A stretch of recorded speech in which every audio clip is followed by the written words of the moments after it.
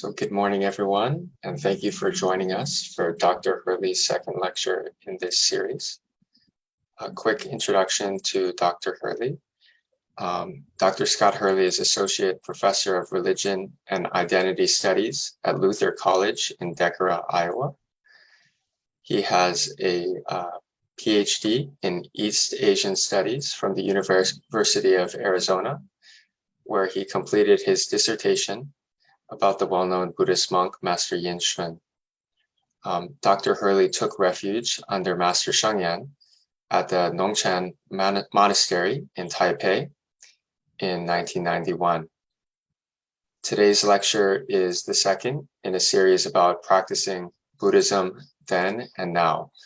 And today's lecture is about the difficult path versus the easy path. So we now welcome Dr. Hurley. Hello, everyone. It's good to see you all. What I thought I would do first is to ask if there are any questions that remain from last week. We kind of again, I always feel like we're rushing through things.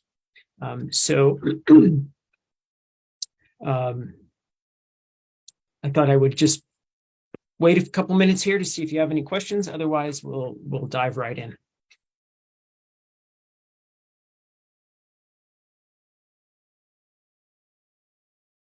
Okay, let me share my screen with you.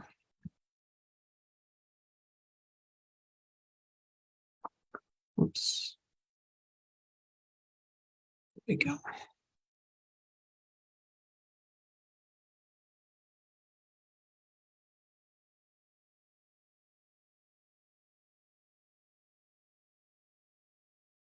All right, so as you can see here, I've kind of changed, right, the title of the topic for today, although not really, right? That it would be difficult to talk about the difficult versus the easy path, difficult path versus the easy path, without talking about this notion of self-power and other power in Buddhism. Remember, we are talking about essentially this view that we are currently in the age of the degenerate Dharma, right?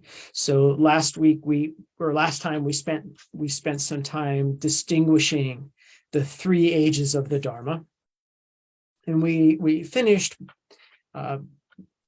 by suggesting that there are a number of people even now that think that we remain in this, that we are currently in this age of the degenerate Dharma. So what that means essentially is that it's impossible on one's own in the context of this particular age, if in fact we are in that age, to attain enlightenment by putting into practice the teachings of the Buddha. Remember that what this means is that we are living in a time that the Buddhist teachings, for the most part, have been lost, or at least our understanding of how to put them into practice so that our own liberation or enlightenment can be attained, that has been lost. And in fact, we should expand that and say that it's not only our own liberation that is impossible for us to attain, but also it's impossible for us to fulfill the bodhisattva vows, that is, to attain enlightenment in order to help all other sentient beings attain enlightenment, right? However, in response to this, there have been a number of ideas, right, that have been developed in the context of the Buddhist tradition, and particularly in China, that suggest how we might work around this. Okay. So what I'm going to say, I wanted to throw these readings up to you. What we're going to talk about is based heavily on another scholar who has done a great deal of work on Chinese Pure Land Buddhism, right? And so his insights are helpful. So I would strongly recommend any of these resources if it's something that you want to pursue. Okay. So we talked a little bit about other power when we talked about Pure Land Buddhism, and I know that some of you were a part of those discussions. But what I wanted to point out to you is that this notion of other power in Buddhism is not new, nor is it unique to Pure Land Buddhism. We have examples of this idea of having to rely on other power, right, or the power of the Buddhas and Bodhisattvas in order to help us in our practice. So, for example, the practice of the transfer of merit, or the transference of merit.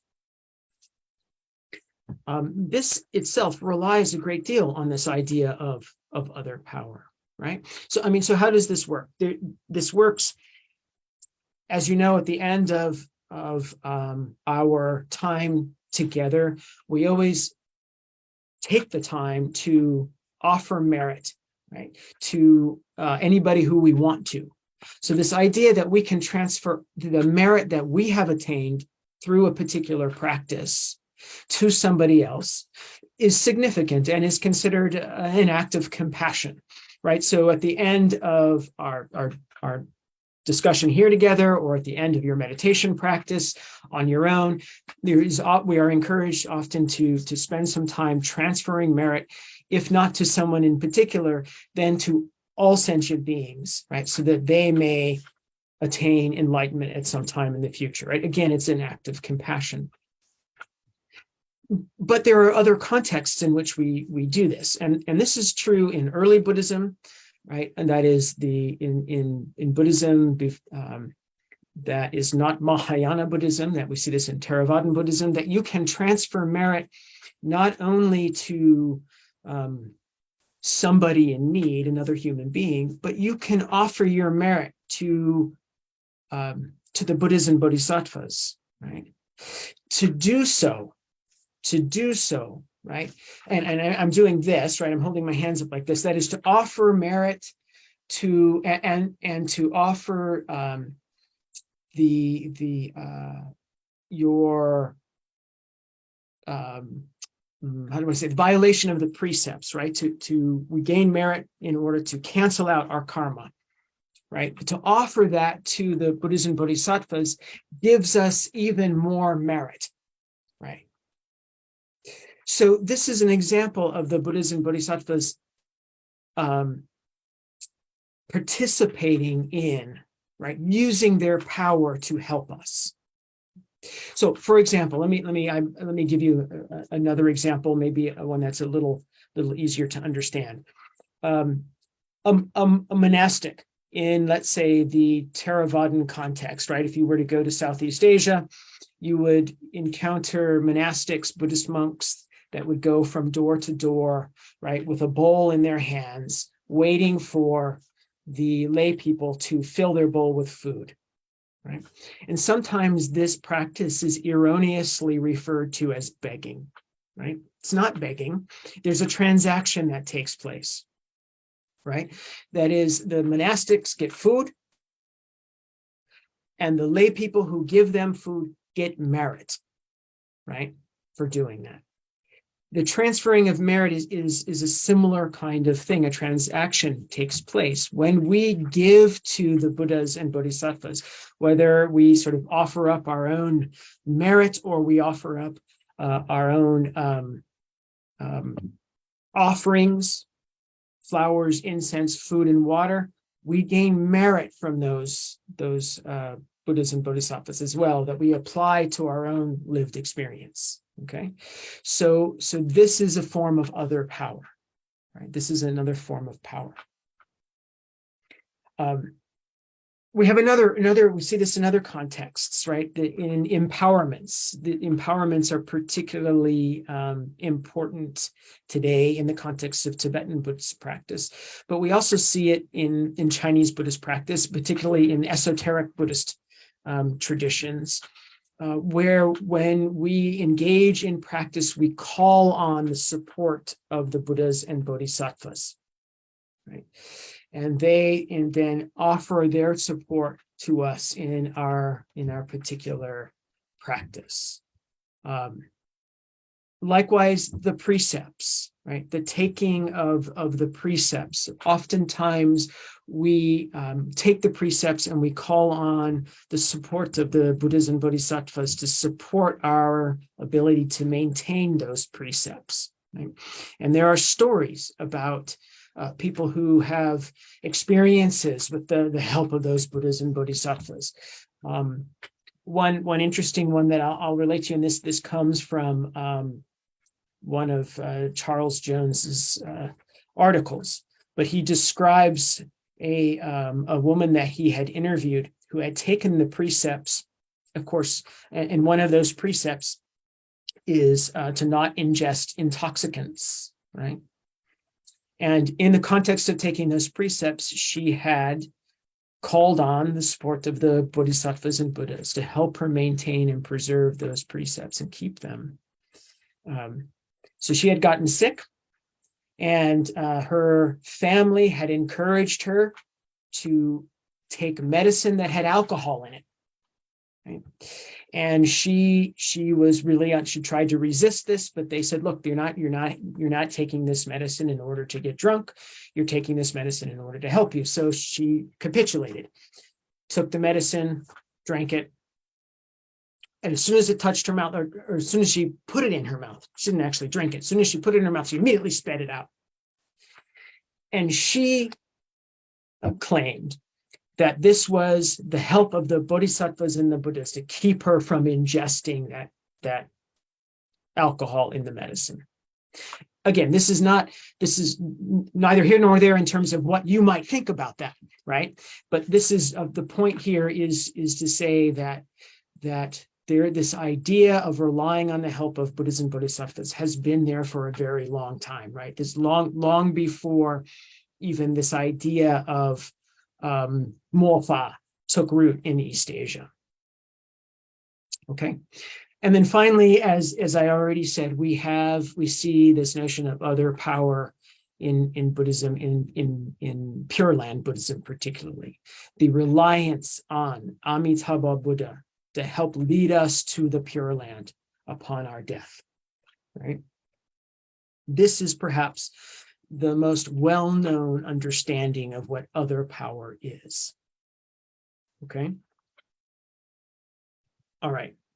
So I do want to sort of review some things with Pure Land, but I should, though, first maybe state that self-power, right, that is in distinction to other power. And by the way, the Chinese for self-power is zili, and the Chinese for other power is ta li, right?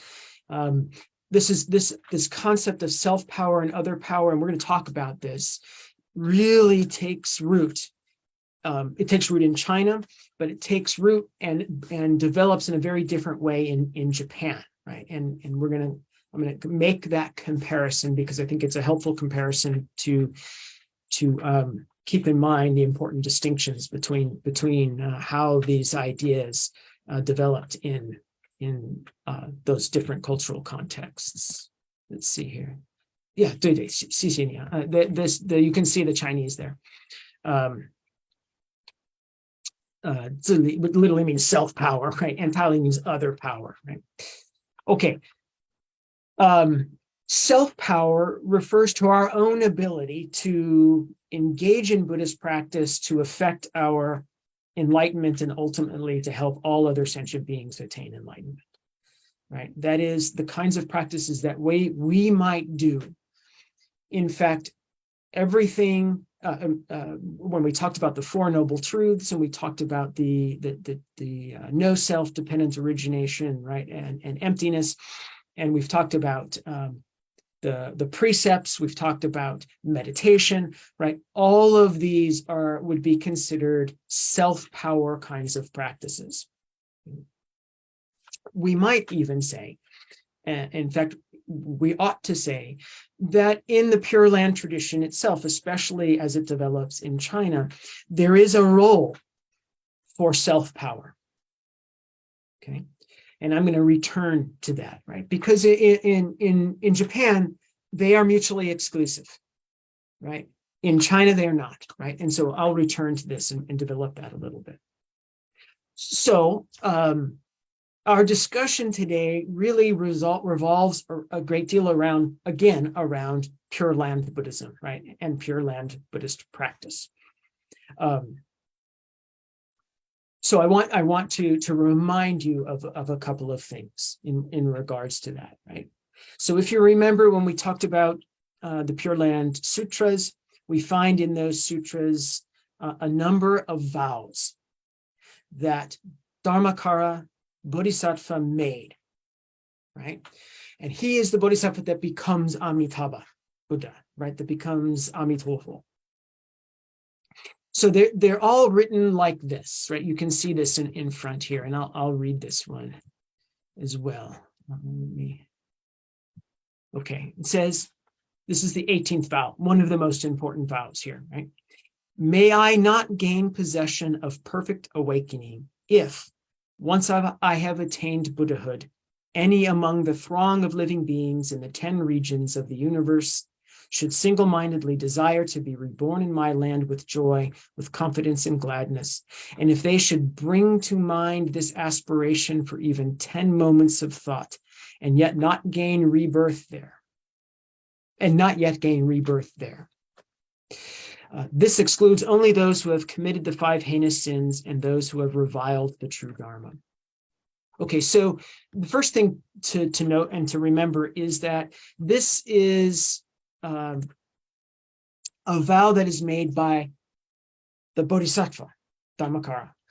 This is why he says, may I not gain perfect awakening if this doesn't happen, right? But we know from the sutra that in fact, there is Amitabha Buddha, right? There is an Amitofo. He is real according to the sutra. So that means these vows were fulfilled. Okay. So what that means then is that one who single-mindedly desires to be reborn in that land will be reborn in that land. That's what this means. Okay. All right. So the other part of this I want you to take note of, this particular vow, is this part here where he says, if they should bring to mind this aspiration for even 10 moments of thought. Okay. So again, what we have is a statement that let me see here. Yeah, oh, right, great. The 48 vows, right? What we have here is this idea that this is a fairly easy thing to do, or a fairly simple. That is, if you should only bring it to mind for a very short period of time, you can be reborn into the Pure Land. This is what the vow suggests, right? Okay, let me move to the second vow here that is important. Oops. Sure what's happening.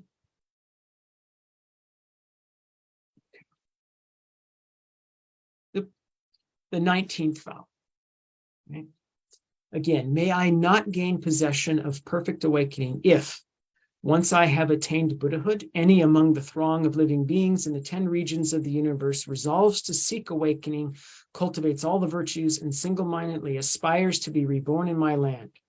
And if, when they approach the moment of their death, I did not appear before them, surrounded by a great assembly.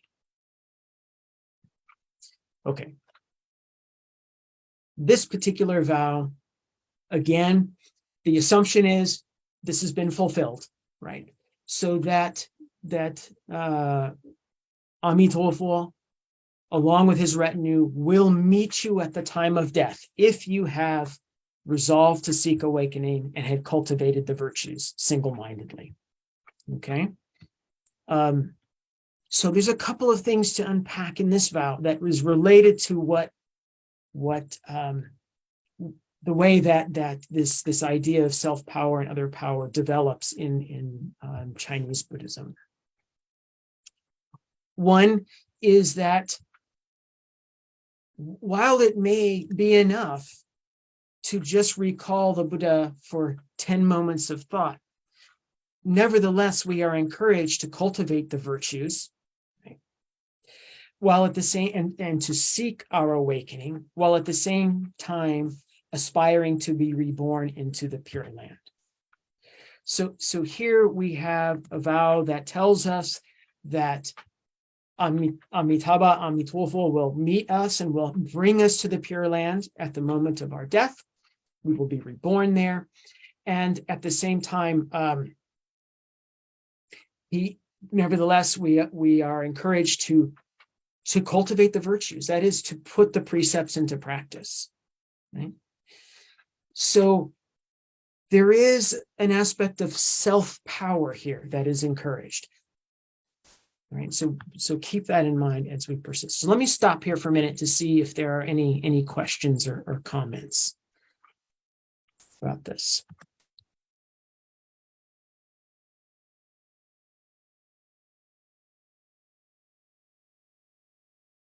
No questions? Okay. All right, let's continue then. Okay, so let's take a minute to talk about Japanese understandings of self-power and Pure Land Buddhism, other power and self-power. So let me explain why I want to do this. That is generally speaking, the way that Pure Land Buddhism has been understood, particularly in the United States and Europe, is that the Japanese understanding is sort of the logical conclusion, right? If we take the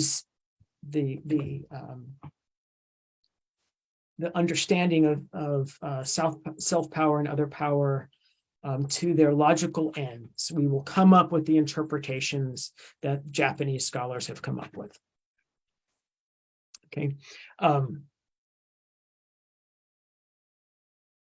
This is something I want to. It's not just me, right? Other scholars have also discouraged, right? This is not a sort of linear progression where we start with the sutras, we have the Chinese interpretations that move through the 13 patriarchs, and then we end up with the Pure Land in Japan, and the interpretations that come out of Japan then become the sort of the logical interpretations, right? It's not a linear progression that takes place here. What we have are different cultural contexts and circumstances and historical contexts and circumstances in Japan that allow Pure Land to develop the way that it does, and I'll talk about that in a minute. And they are different from the way that it develops in China. Okay. One of the things that happens in Japan that does not ever happen in China is that we have schools of Buddhism, right? Schools even of Pure Land that develop, institutions that develop. So they're completely bounded. So we have the Pure Land school, so the Jodo Shu school, the Jodo Shinshu school, the New Pure Land tradition, right? And these are separate schools over and against other forms of Buddhism. They are different from Chan, for example, or Zen Buddhism, right?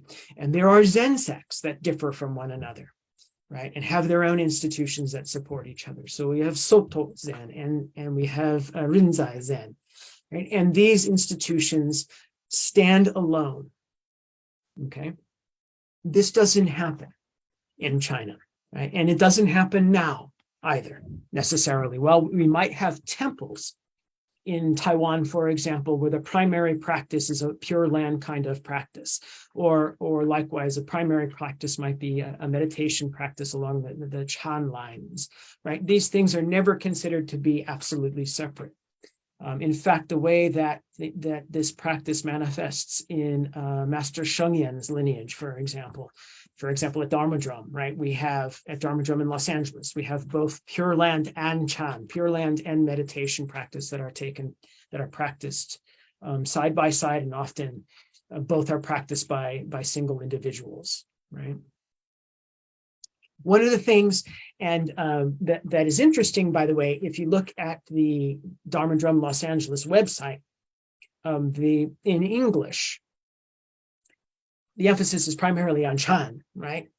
In Chinese, there's a strong emphasis on Pure Land practice too, right? It'd be interesting, right, to actually have English speakers, right, take up and engage with Pure Land practice, right? Because I think it's an important practice if we're going to understand Chinese Buddhism and what Dharma Drum and Master Sheng Yan has to sort of offer us as practitioners. Okay, all right. So let's talk about Japanese Zen, or Japanese Pure Land. So one, we have these separate schools. Two, what we have particularly that develops particularly in all of those Pure Land institutions, but particularly in the new Pure Land or Jodo Shinshu with Shinran, the sort of primary and important figure of that form of Pure Land Buddhism, is this view that self-power practices, that is, the keeping of the precepts, meditation, ritual, even the Sangha, right? Even the monastics keeping their precepts is completely ineffective in the age of the degenerate Dharma toward our pursuit of Buddhahood or enlightenment. There is nothing we can do on our own, by our own power, to effect our enlightenment. Okay? So the only thing we can do is to rely completely and totally on Amitabha Buddha. It's, at the risk of making comparisons that could lead us down roads we don't want to go, right? But we see a kind of, some folks have compared this to a kind of Calvinist Christianity, right? Where you can do nothing to affect your own salvation, but God sort of reaches down to help you attain salvation, to be saved, right? You can't even reach up to God to reciprocate. You have to rely totally and completely on Him. There is one interpretation of Shinran is that we can do nothing to affect our own enlightenment. We have to rely completely on Amitabha Buddha in order to be reborn into the Pure Land. And then, and only then, can we put into practice the teachings that will allow us to attain enlightenment, right? And we can do that. That becomes an easy thing to do because there's a Buddha there to help us. That's the whole reason that we might seek rebirth into the Pure Land. Okay. All right. So this opens up us, though, with some questions, right? That this is, if this obviates the need for, that is, cancels out, right, the need for putting into practice the precepts. Really what that means is it cancels out our need to be moral individuals, right? mean, the precepts are guide, especially the 5 precepts, right? Guide our moral behavior, right? No killing, no lying, no stealing, no misuse of sex, no ingestion of intoxicants. Those are the 5 basics, right? What this way of thinking suggests is that they contribute to fulfilling those precepts, right?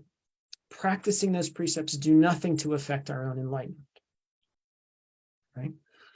But this leaves us with a problem, right? What is, and I'll ask you, I mean, what do you see with the potential issue that might arise in saying the precepts are unnecessary? In fact, they are potentially obstructions to your rebirth in the Pure Land.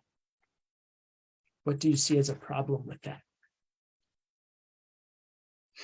Well, Dr. Hurley, I mean, is it really is it really that, you know, behavior doesn't matter? Because, okay, so like, you know, I know this is, you know, we it's not a perfect analogy, but then thinking back to, you know, Protestant Christianity, the idea is, yes, that you're saved by faith, not through acts, but there's also this belief that if you truly believe, then you will act a certain way. So if you don't act ethically and morally, then that is a sign that you don't truly believe, and therefore you're not saved. So, I mean, in this Japanese understanding of Pure Land Buddhism, how is it really understood and practiced by Japanese practitioners or practitioners of this version of Pure Land?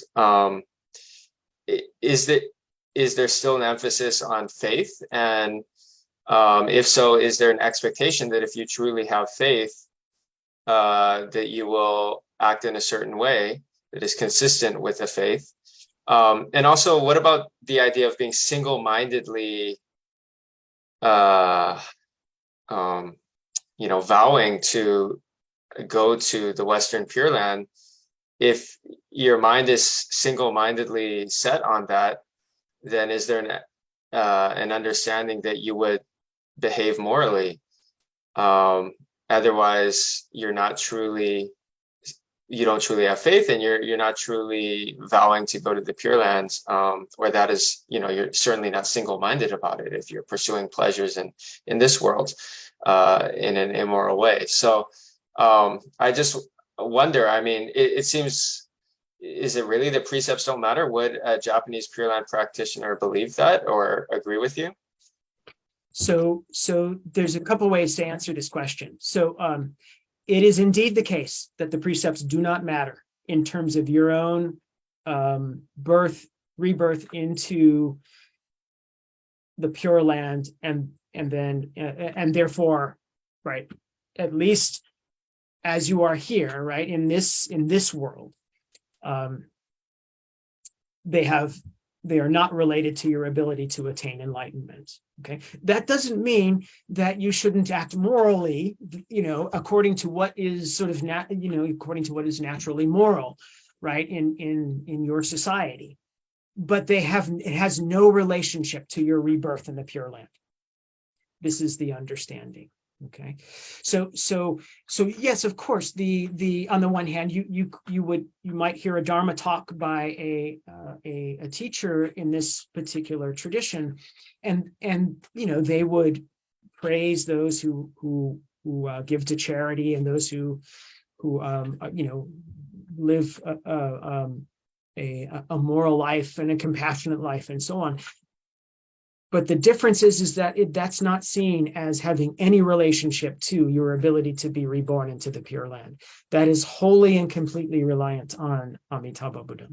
Okay? So it is a faith. There is a faith, but it's a faith of total and complete surrender, right?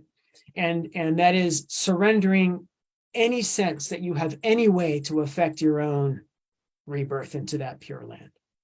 That's the way that this is understood. Right? So what became an issue in this context is the the concern about, as you might expect, right? The concern about, I mean, the development of a kind of antinomian worldview, right? That or even a nihilist worldview where nothing really matters, right? Does anything really exist? Well, that's a sort of different question. But the precepts don't matter, so I can do whatever I want to do. Right? I mean, this has been a problem in Christianity as well, in Protestant Christianity, right? There is the sort of claim that, look, if you have faith, then you will act in a particular way, as you pointed out. But in a sort of Calvinist worldview, right, this is you're predestined, right? And so if you're predestined to be saved, then why do you need to worry about doing the right thing, right? And there are a number of different ways that people determined whether or not they were predestined to be saved, not all on the basis of their behavior, right? I think this is the issue here too, right? This is the concern here, is that this sort of allowed for people to sort of develop this view that they could do whatever they wanted, right? They could break the precepts because, hey, Amitabha is going to save me, right? I'm gonna be reborn into the Pure Land, so I can do whatever I want. And of course, this was a conundrum, right? That sort of developed out of this particular view held in Japanese Pure Land Buddhist contexts, right? This was never this issue was never articulated in this way, and nor did we ever have any particular Pure Land Buddhist monastic or patriarch or practitioner in China that would argue that you should not do the precept, that you should give up the precepts, or would argue that the precepts are not helpful in your pursuit of rebirth in the Pure Land, right? But it's potentially there as an issue, right? And I think that there are ways that Pure Land in China develops that helps to avoid that issue. So look, one of the issues, I mean, so you can sort of see how this view of that sort of takes root in Japan. You can see where that comes from by looking at the Pure Land Sutras, right? And we can see that from the larger Pure Land Sutra, which those two quotations before came from, right? One, if all you have to do is recall for just 10 brief moments, right, Amitabha, then Amitabha's, to think of Amitabha for 10 brief moments, then you'll attain rebirth. That suggests that it doesn't matter what you've done in the past. Now, if you go back, let's go back to that quotation, right? If you notice that at the end of this, there is a caveat, right? It says this excludes only those who have committed the 5 heinous sins and those who have reviled the true Dharma. Okay. So there are qualifications. These qualifications themselves are canceled out when we get to the Contemplation Sutra, right? Which is one of the 3 Pure Land Sutras. In that sutra, even if you do this, if you chant 10 times, right? Recall to mind, recollect, and nianfu 10 times, even on your deathbed after being a terrible human being, right? You could be reborn into the Pure Land. Okay? Here, let's actually take a look at that. Let me change my sharing here for a second. Are there any questions in the meantime here on this as I switch over?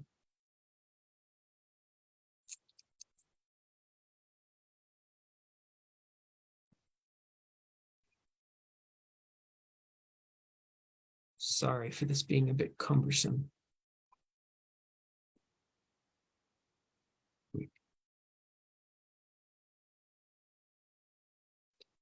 Okay.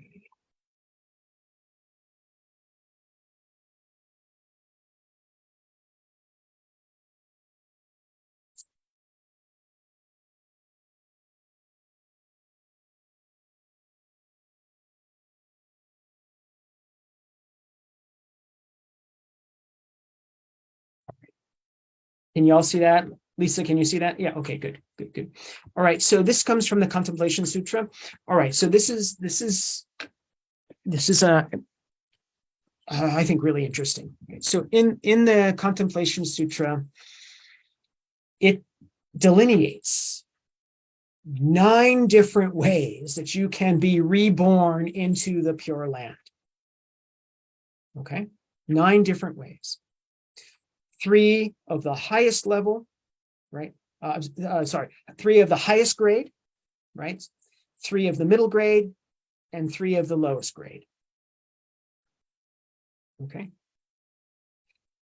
So since I was just making this point about attaining rebirth in the Pure Land, even having committed very heinous and evil things in one's life. Let's start with the lowest level of the lowest grade. I'm not going to go through all 9 of them, but I want to compare this to the highest level. Okay. So the lowest level of the lowest grade, according to this sutra, this is what it says. The Buddha said to Ananda, let's see another chat here. It says here, as you are explaining this today, I am now seeing pure, this is from Mary Grace. As you are explaining this today, I am now seeing Pure Land practice as the extreme Mahayana point, that no one is excluded from liberation, even if they are incapable of self-power practices. Yeah, so this is a great point, right? This and all of this, right, is a part of Buddhism, particularly Mahayana Buddhism, right? This idea that you can rely on the Buddhas and Bodhisattvas, in this case, Amitabha Buddha, right? Or that you can engage in sort of self-power practices and affect them. All of this is a part of Mahayana Buddhism. That's the one point. The second is, right, universal enlightenment is the goal in Mahayana Buddhism, right? It's not our individual enlightenment. It's that I don't practice in order to attain enlightenment so that I am personally set free, right? I do it because I want to attain enlightenment so that I can help everyone else attain enlightenment, right? So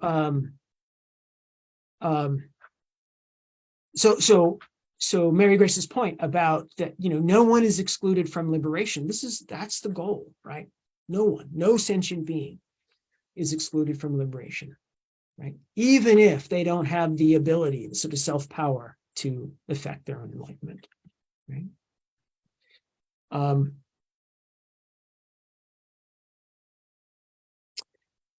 Okay, so it raises so many interesting points, right? But let's take a look at this sutra here. So just bear with me. It's a little bit long, the passage, but it says, the Buddha said to Ananda and Vaidehi, those who attain birth on the lowest level of the lowest grade are the sentient beings who commit such evils as the 5 gravest offenses, the 10 evil acts, and all kinds of immorality. Owing to such evil karma, the fool like this will fall into evil realms and suffer endless agony for many kalpas. Kalpas are eons and eons of time, right? When he is about to die, he may meet a good teacher who consoles him in various ways, teaching him the wonderful Dharma and urging him to be mindful of the Buddha. But he is too tormented by pain to do so. The good teacher then advises him, if you cannot concentrate on the Buddha, then you should say instead, homage to Amitayus Buddha. It's another way of saying Amitabha Buddha, right? In this way, he sincerely and continuously says, homage to Amitayus Buddha, Namu Amitofo. That's what that means, right? 10 times. Because he calls the Buddha's name with each repetition, the evil karma which he has committed during 80 kotis of kalpas of samsara is extinguished. I mean, that's like, forever, right? Super, super long time. He's been doing all of these terrible things. He's got all of this bad karma that he's committed, and all the bad consequences that have accumulated. And this is all extinguished with each chanting of this homage to Amitaya's Buddha.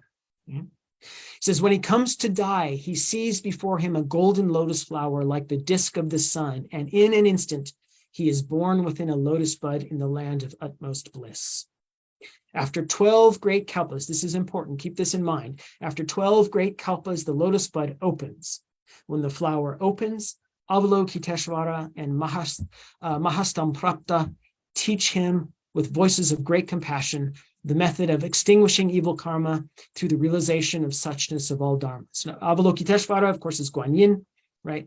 And Mahastamprapta is Dashizhi Pusa, okay? Hearing this, he rejoices and immediately awakens aspiration for enlightenment. Such a person is called one who attains birth on the lowest level of the lowest grade. These three together are known as the contemplation of the lowest grade of aspirants in the 16th contemplation. So that last sentence refers to the two previous parts of the lowest grade. Okay, so we get this, right? This person's done terrible things, right? Even the worst of the worst kinds of crimes, if you will, that you could commit, evil acts that you can commit in Buddhism. But nevertheless, if on his deathbed, he is able to chant Namu Amitofu 10 times, then he can gain rebirth into the Pure Land. Okay? So this idea is accepted in Chinese Buddhism, right? In Chinese Pure Land. That it may be the case, that it certainly is the case, that if somebody on their deathbed, even after not engaging in any kind of Buddhist practice, not pursuing or putting into practice the precepts, not acting in an immoral way, in fact, quite contrary to the precepts, if on their deathbed they are able to do this, they will be reborn into the Pure Land. It can happen. Okay? Keep this in mind. Are there questions about this before I proceed? 2 chats here.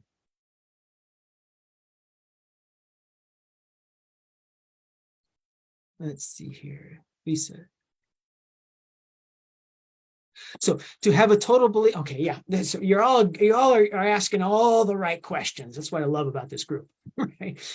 So Lisa asks, right? To have a total belief does not come naturally. Can developing a total belief be considered a self-power practice? The answer is yes, right? Yes, and I'm going to get to that here, okay? Yes, in the context of Chinese Buddhism, yes, and not only is the answer yes, but it's necessary. Okay, it's an important practice. Okay, so maybe I should put necessary in quotations. It's an important practice, right? It's an important practice.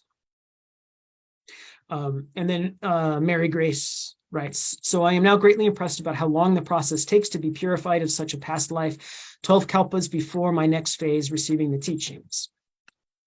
Right, so and this is important, right, to keep in mind. How long does one stay in that little lotus bud, right, when one is reborn into the Pure Land? This is an important distinction to keep in mind, right? If we contrast this with, and forgive my, again, being somewhat cumbersome here. All right, so we're at the highest level of the highest grade. So if we contrast what we just read with the highest level of the highest grade, this is what we learn. Ananda, Buddha said to Ananda and Vaidehi, those born in the Western land are of 9 grades, right? Those who attain birth on the highest level of the highest grade are sentient beings who resolve to be born in that land, awaken the 3 kinds of faith, and so are born there. What are the 3? They are, first, the sincere faith, Second, the deep faith. And third, the faith that seeks birth there by transferring one's merit. Those who have these three kinds of faith will certainly be born there. There are three other kinds of sentient beings who also attain birth. Who are the three? They are, first, those who have a compassionate heart, abstain from killing, and observe the precepts. Second, those who chant the Mahayana Sutras of greater scope. And third, those who practice the 6 forms of mindfulness. They aspire to be born in that Buddha land by transferring there the merit of practice, right? So here we have an example, right? We're transferring the merit that we attain from this practice, right, to the Pure Land, right?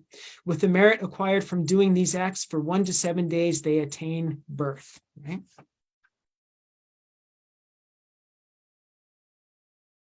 When an aspirant is about to be born in that land through dedicated and undaunted practices, the Tathagata Amitayus or Amitabha arrives together with Avalokiteshvara, Mahastamprapta, innumerable transformed Buddhas, a great assembly of 100,000 monks and Shravakas, and innumerable devas in 7 jeweled palaces. This remarkable retinue, right, that accompanies Amitabha. Moreover, a great assembly of 100,000 monks, okay, I said this, carrying a Vajra seat together with the Bodhisattva Mahasamprapta approaches the aspirant. Amitayus releases a great flood of light which illuminates the aspirant's body and, along with the Bodhisattvas, extends his hand in welcome. Avalokiteshvara and Mahastamprapta, together with innumerable Bodhisattvas, praise and encourage the aspirant. Seeing this, the aspirant rejoices so greatly as to dance. Then he sees himself sitting on the Vajra seat, and following the Buddha is born into the land in the time it takes to snap one's fingers.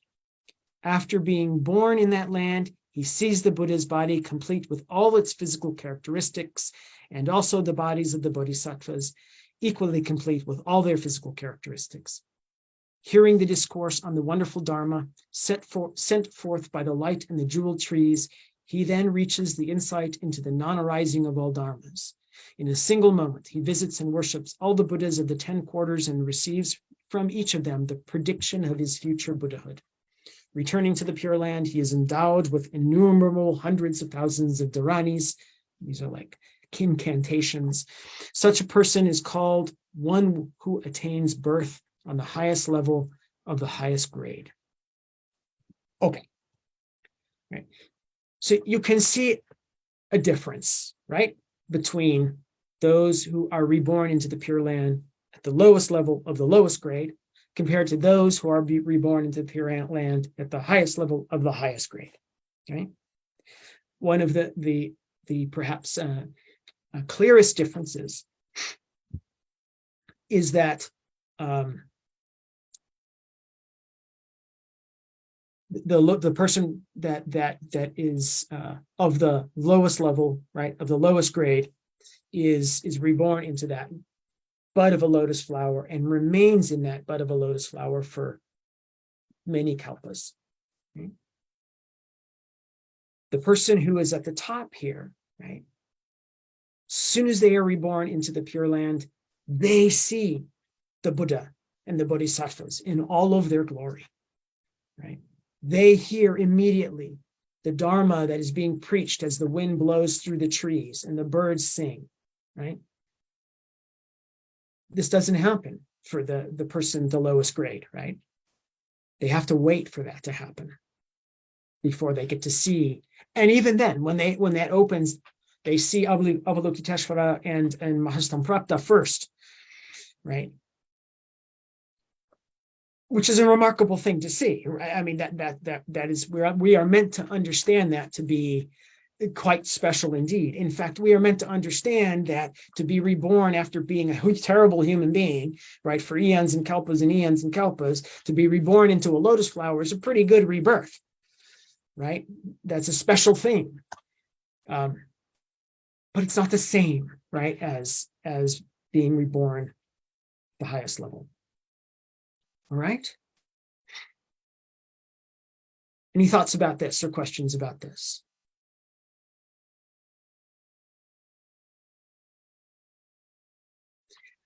All right. So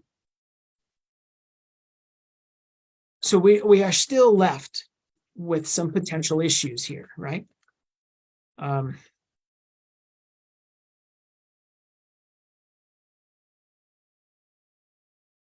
So what we see is that you can be this terrible person, right? Let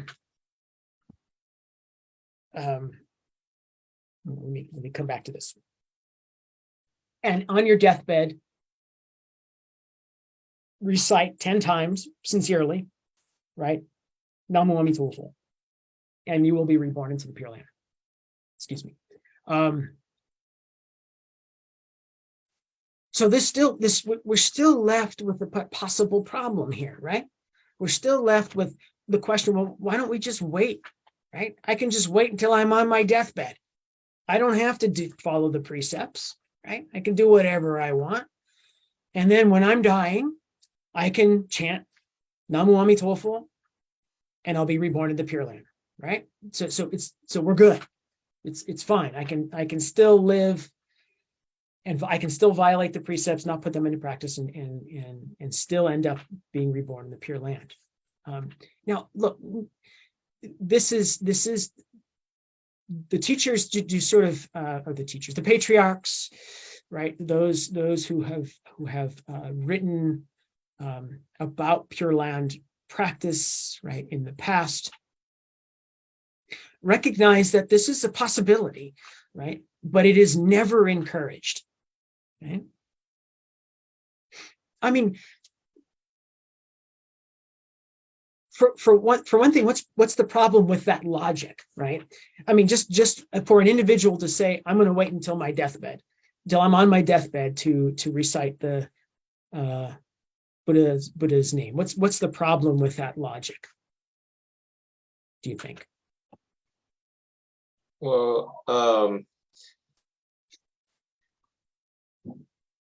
part of my understanding is that the reason you would single-mindedly, aspire to Pure Land throughout your whole life is so that when you are on your deathbed, you already have that mindset and momentum of chanting Amitabha Buddha. So the idea is that we spend our whole life, if you're a Pure Land Buddhist, you spend your whole life cultivating that single-minded intention to be reborn in the Pure Land, so that when you do die, you can be quite certain that you will continue to have that intention. Okay, so right, that's definitely true. But again, right, the sutras does say it is possible for one not to do that, right? One to be on their deathbed after living this terrible life and chant 10 times and do it. I guess part of what I'm getting at is,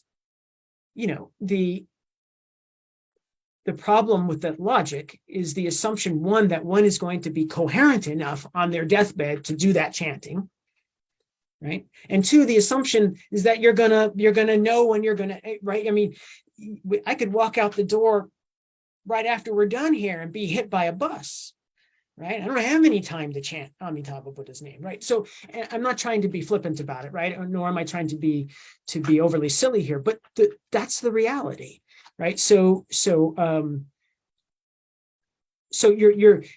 you're banking on a risk. You're taking a risk, right, in doing this, and of course this is never encouraged. I think the intention of the way that this has been interpreted in the Chinese Buddhist context, I've got a couple of here. I see this notion conflicting with the concept of causes, conditions, causes, and consequences. Okay, let's come back to that in a moment here. It says, aren't we already living our next life right now, before our death, and then our next life? Okay, so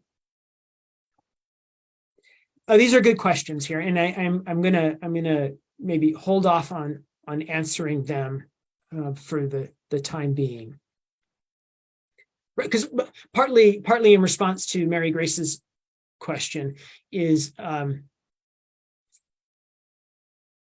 the idea, of course, in practicing the Pure Land way, right, is to purify the karma that you've committed in your past lives and that you've committed in this life so that you will be reborn into the Pure Land, right? It obviates, cancels out those things, right? So indeed, we are living in a sense into our next lives because we have consequences that have to come to fruition in those lives. And correct me if that's not how you're thinking about this. This is how I'm understanding your question. But what this practice does is cancel that out, right? Overcomes that, because it allows us to rely on Amitabha Buddha to help us be reborn into the Pure Land. It does two things, right? It helps to purify us in the now, right? Along with the practice of the precepts and so on. And it also opens us up for Amitabha Buddha's help, right? That's where the other power here comes into play, right? And maybe this is in part related to Albert's question too about causes and conditions, right? That there are consequences for our actions, surely.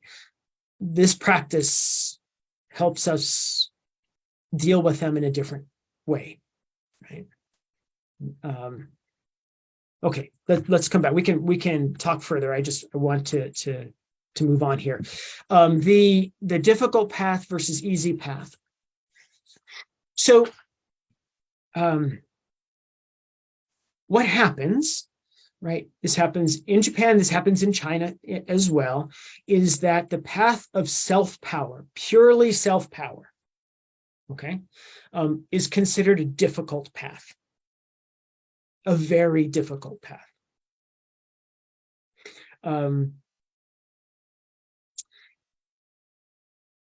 And we might say that many of the Pure Land patriarchs and Pure Land thinkers also in China also believe that we were in the age of Mofa, that we were in the age of the degenerate Dharma. So they believe that to try to affect your own enlightenment purely on your own through your self-power was foolhardy. It won't work. You need to do your own self. You need to put the precepts into practice. You need to apply yourself, if you will, to the Buddhist practice, right? Like putting the precepts into practice. But you also had to rely on Amitabha Buddha for help. You needed that, right? The critique by Chan practitioners, right, was exactly what we've been talking about. Right? Chan practitioners were saying, well, that means that you can do whatever you want. And of course, none of the patriarchs in Pure Land lineages said that was true. None of them in China, none of them suggested that was the case. But this was sort of the Chan argument that this was a problem. And the response by the Pure Land, those who were defending the Pure Land position here, was to say, you could practice meditation and you could purify your mind and you could reveal your Buddha nature, but you still could have the minusculest of impurity left that needed purification. And if at your death that's still there, it doesn't matter what you've done, right? You're going to still be back in the cycle of rebirth, and you may not be able to bring along your attainments in this life to your next lives, right? This was the critique. Okay, again, this is in many ways, right, set Master Sheng Yen aside, right, because this is in many ways sort of a different views than what Master Sheng Yen had held on this, and what some more modern Taiwanese Buddhist monastics think about this. I would include Sheng Yen, Xing Yun, and others, right, as well. Okay, so if as far as the Pure Land practitioners were concerned, Chan was a difficult path, right? So was other forms of Buddhism, esoteric Buddhism, or what we might say is a Mizong is also a difficult path. Huayan, Tiantai, all of those things were just too difficult anymore because we're in the age of the degenerate Dharma, right? So we didn't reject self-power altogether, or they didn't reject self-power altogether, but they also nevertheless argued that you had to rely on other power, especially in the age of the degenerate Dharma, in order to be reborn into the Pure Land. Okay. All right. So let's look at some specific understandings of this. Well, let me back up for a minute and talk a little bit about Lisa's point too, right? So indeed, it is difficult, right? So difficulty and easiness is a matter of degree here, right? It is difficult as far as Pure Land practitioners were concerned, and perhaps are concerned, to attain enlightenment by way of Chan practice or other forms of Buddhist practice. Right? But it is no easy task to keep Amitabha Buddha in mind unceasingly and to be chanting unceasingly, right? Namu Amitofo, right? This is a difficult practice in and of itself. Easy comparatively speaking, and easy because the Amitabha Buddha will respond to that chanting and that practice, but not easy just in general, right? And it is a form of self-power, right? Henry, if I'm remembering your point about, keeping in mind and recalling and thinking about with sort of one-pointed concentration, what this means in terms of faith and whatnot. But all of that is understood to be self-power, right? And it's not rejected, right? To even decide I'm going to chant Namu Amitabha. I keep wanting to say Namu Amitabha. Namu Amitofo, right? Is an act of self-power, right? So there isn't, and again, in the Chinese Pure Land practice, there isn't a rejection of self-power. There is just a rejection of the idea that you can do it all via self-power. Okay, I don't know if that sort of speaks to your point, Lisa, but there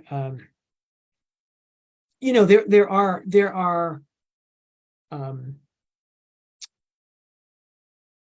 purely nianfu retreats. I think Dharma Drum does, right? In LA, you all do a nianfu retreat.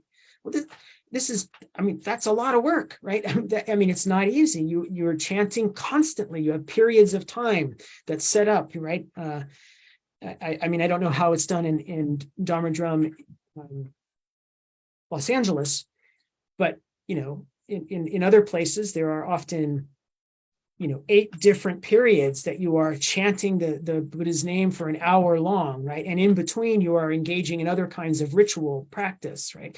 And you can do this for 5 or 7 days, right? These can be very long retreats.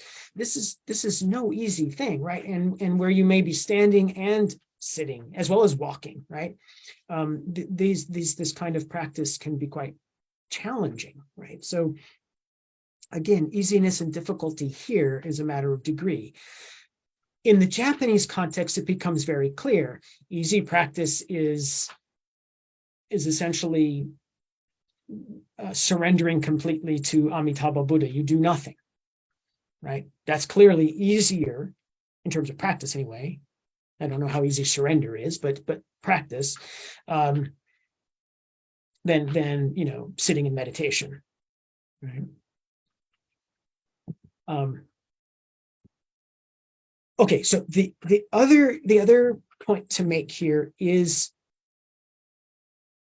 and it probably should have made this point more strongly when we were talking about Pure Land in the past, but the ultimate goal is not rebirth in the Pure Land, right? The ultimate goal is Buddhahood, is enlightenment, so that you are able to help all other sentient beings attain enlightenment, right?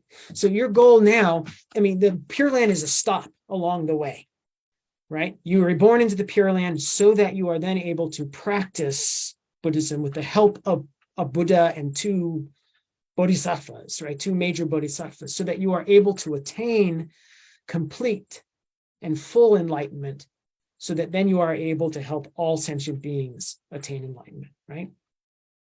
That's what you want to do. That's the aspiration. Again, it's not rebirth, like you're being reborn into a heaven or something like this, right? It's rebirth so that you are born into a place where you then can quickly attain enlightenment, right?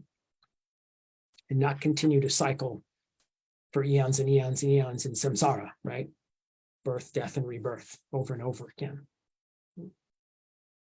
Which, by the way, is the other thing to remember about the Pure Land. Once you're reborn there, you're not reborn out, right? Once you're there, and then you will attain enlightenment, right? At some point, with the help of the Amitabha and the Bodhisattvas, Dasha and Guanyin, right? Right. Any questions about this?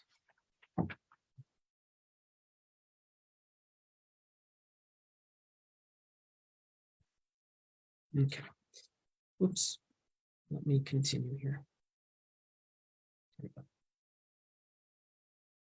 right, so let's look at how we might understand the way we think about the relationship between self-power and other power, how that works. And then ultimately, let's return to this question about why it is we want to continue to practice the precepts, right, alongside the chanting of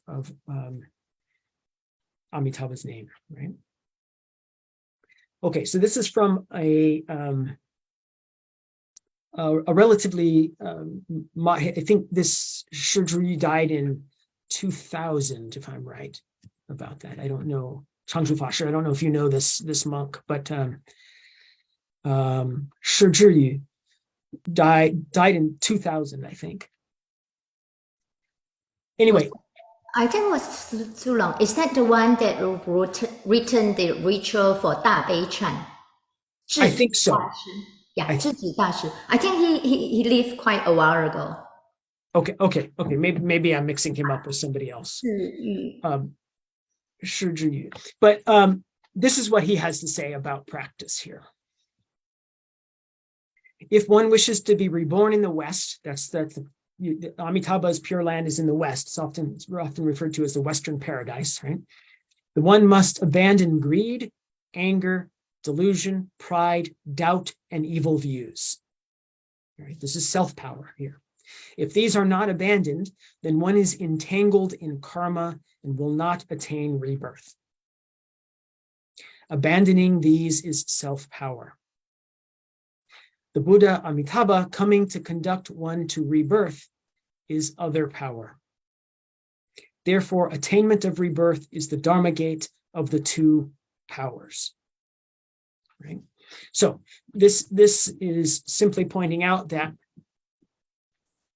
right, and sort of in a nutshell, represents the Chinese understanding of this, right, of Pure Land. That is that you need both self-power and you need other power.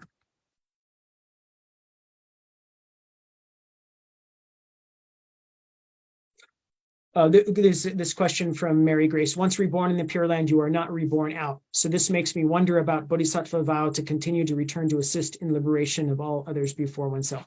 These are two separate things. What I mean is that once you were reborn in the Pure Land, you're there. Your enlightenment is assured, right? And then once you've attained that enlightenment, you can then put into practice the Bodhisattva vow to continue to return to liberate all sentient beings, right? You're not stuck there once you are liberated, but you are there and are no longer a part of that cycle of rebirth, right? Right, as Changzhu Bashu put here, and thank you, Changzhu Bashu, is you are born out of samsara when you're born into the Pure Land, right? You're not cycling in that death, birth, and rebirth, in that realm of suffering anymore. Okay. Let's see. All right. So this is a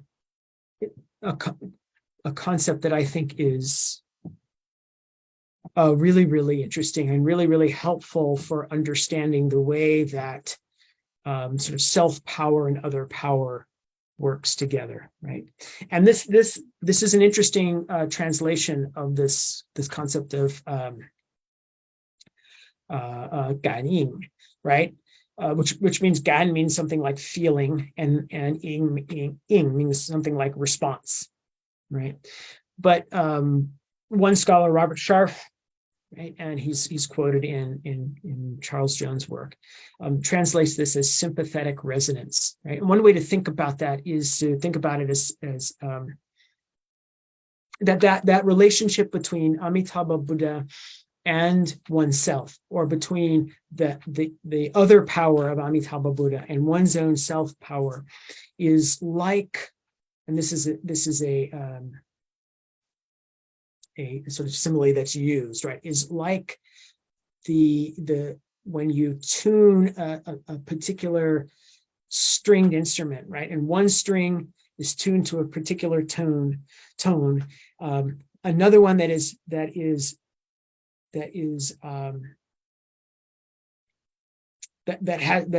possesses that same tone. Once you pluck it, they'll both vibrate. That was a very uneloquent way to put that, right? But you know what I mean here, right? Is that you have your strings that have the same sort of resonance, right? When you pluck one, the other one will also make sound, right? Will also vibrate. This is sometimes explained between Amitabha Buddha. You put into practice, you chant the Buddha's name, you put into practice the precepts that resonates with Amitabha Buddha, and he will then respond, right? He will ing to that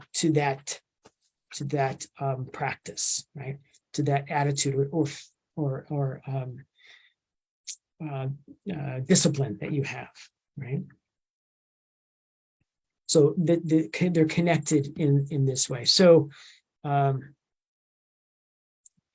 it also explains in some ways why it is Amitabha Buddha comes to meet you on your deathbed, or you might have another common experience of doing this practice regularly and constantly is having a vision or a dream of Amitabha Buddha or of the Pure Land, right? That's one of the possible experiences a practitioner can have, right?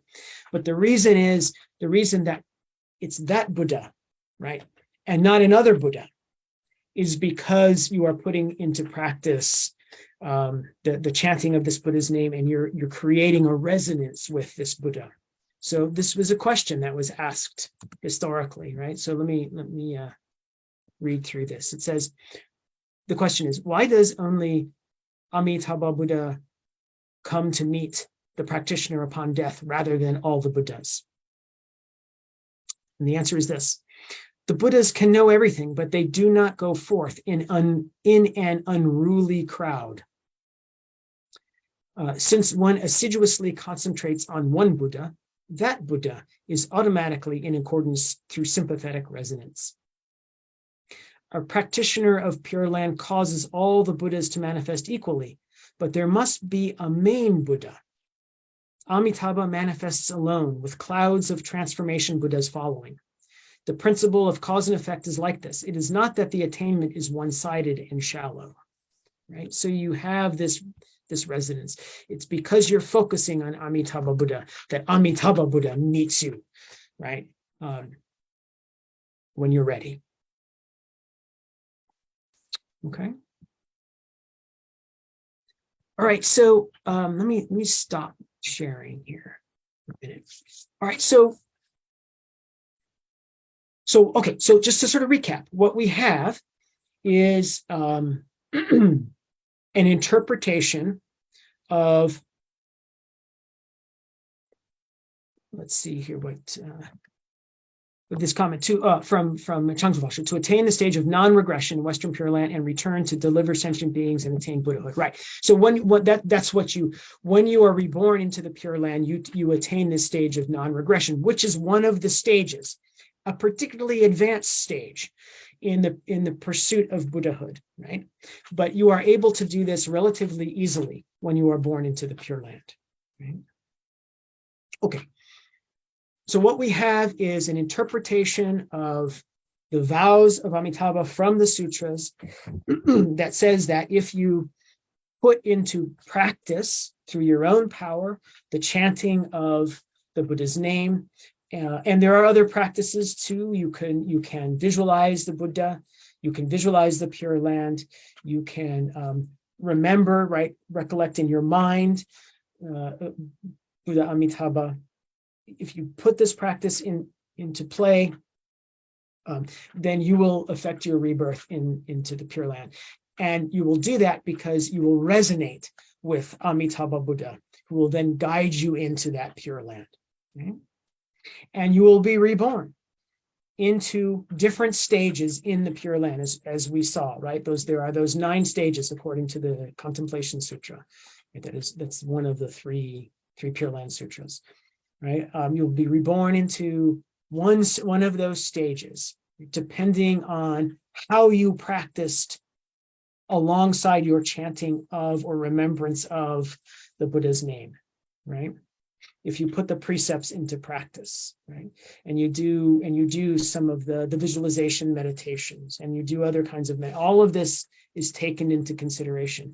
It's not enough alone. This is the whole point of the sort of Chinese Pure Land. You have to rely on Buddha Amitabha at some point, but it doesn't go to the place where we see Japanese interpretations go. You have to put into some practice. You have to do something in order to create that resonance, right, between yourself and Amitabha Buddha. And then finally, the last point to recap is to say that this rebirth in the Pure Land is not the goal. It's not the end goal, right? The end goal is perfect and complete enlightenment, right? So that you are then able to, as Mary Grace reminds us, right, to put into practice or to fulfill the Bodhisattva vow, to help all sentient beings attain enlightenment. So now we get at an answer, right? And again, I'm relying a lot on Charles Jones here, thinking about this, right? We get at an answer to why it is we should still put the precepts into practice, even though we know that in the end, we could, on our deathbed, without having practiced them, putting them into practice, we could chant the Buddha's name 10 times and attain enlightenment. One, of course, is that, we don't know what's going to happen to us, so we can die at any time, but we have sort of an ethic here now. The ethic is the Bodhisattva ideal. Look, if we are serious about our Buddhist practice, if we're serious about generating, and perhaps you're familiar with this, the mind of enlightenment, bodhicitta, Then we have to commit to this idea. This is what Mahayana Buddhism tells us, right? We have to commit to the idea that that the goal is universal enlightenment, that the goal is helping all sentient beings attain enlightenment. Okay? But we can only, according to this tradition, and next time we'll talk about some other things, right? But according to this understanding, you can't do that until you can't do that perfectly until you are fully enlightened. So then what you want to do is to become enlightened, fully enlightened as quickly as possible, right? And in the age of the degenerate Dharma, the quickest way to do that is to practice the precepts, right? And perhaps, and even meditation, right? Alongside the chanting of the Buddha's name. That's also a self-power practice. You do those things together. That will resonate with Buddha Amitabha. You will be reborn in the highest stage in the Pure Land to then quickly attain enlightenment, right? Because if we've really generated that desire, that mind of enlightenment, which requires that we are compassionate beings, right? Vowing to save all sentient beings, right? To help them attain enlightenment, then we are going to want to be able to attain that enlightenment as quickly as possible. That's the idea here. Right?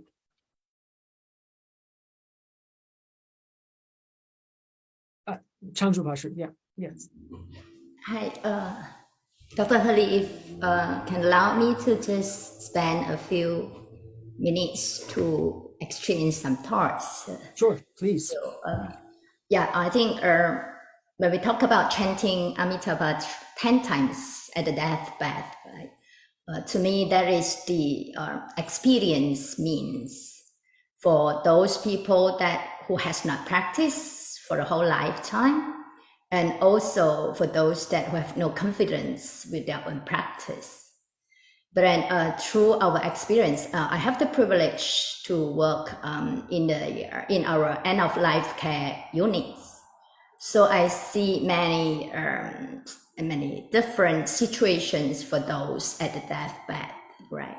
So some is like their families are able to do all the preparatory works, so everything is done before his last breath, including arranging for the chanting for him and all that, right?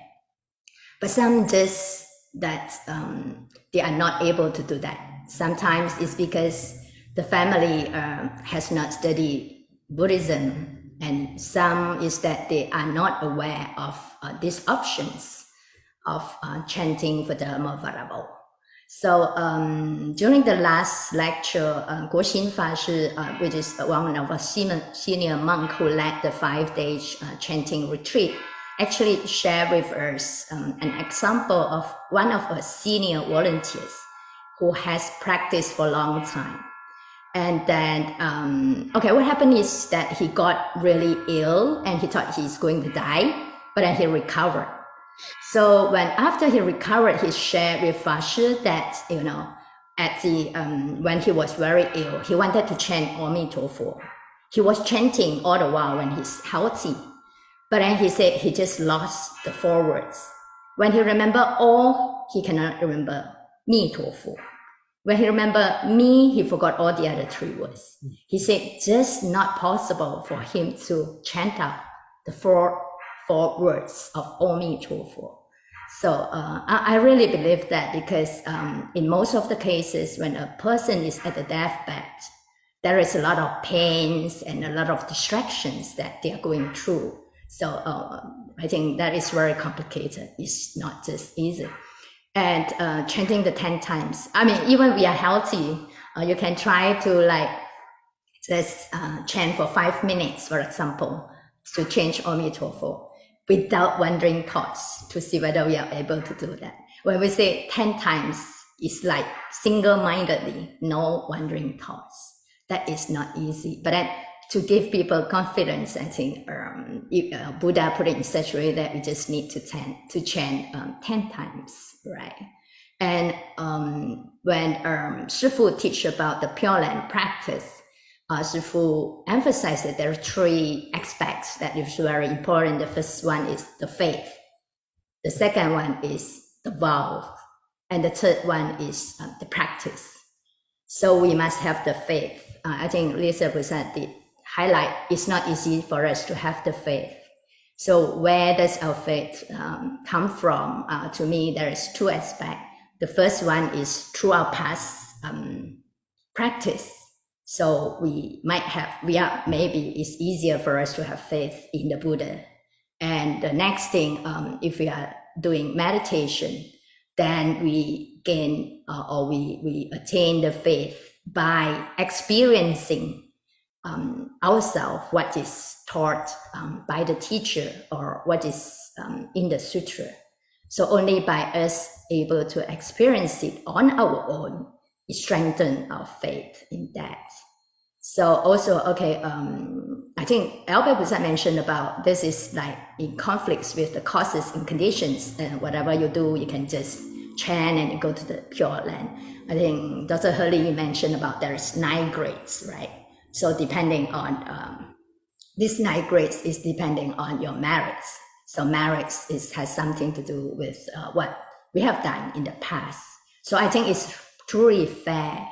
But then what is, why is one able to be born in the Pure Land, even though he did not practice well? I think that because of the great vow power of Amitabha Buddha, because he made the vow that he wants to save all the sentient beings and to give them a chance to reborn in the Pure Land, to continue to study.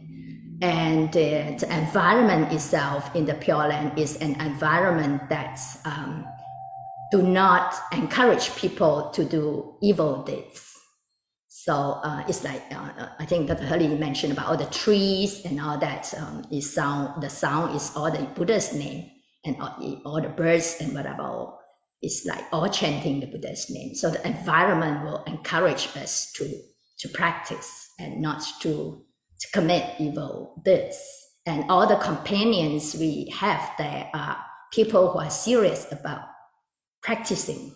So the whole environment is good for one to just advance their practice. So yeah. Well, and there's a Buddha there. Yeah, and there's a Buddha there teaching, right? Because we miss Shakyamuni Buddha. Right. So we have no opportunity to encounter Shakyamuni Buddha and to hear his teaching directly. And in the Pure Land, we can hear the Buddha's teachings directly. And also one thing is that if we have accumulated all the merits, right? We have enough merits to be reborn in the Western Pure Land. At the deathbed, we can still have the options not to go. But then if we don't have the merits, there is no choice. I think Shifu did once mention about just like I have enough money to buy a air ticket to Taiwan, for example. So I can choose whether I want to buy the ticket and go or not. But if I have no money at all, then it's no chance at all.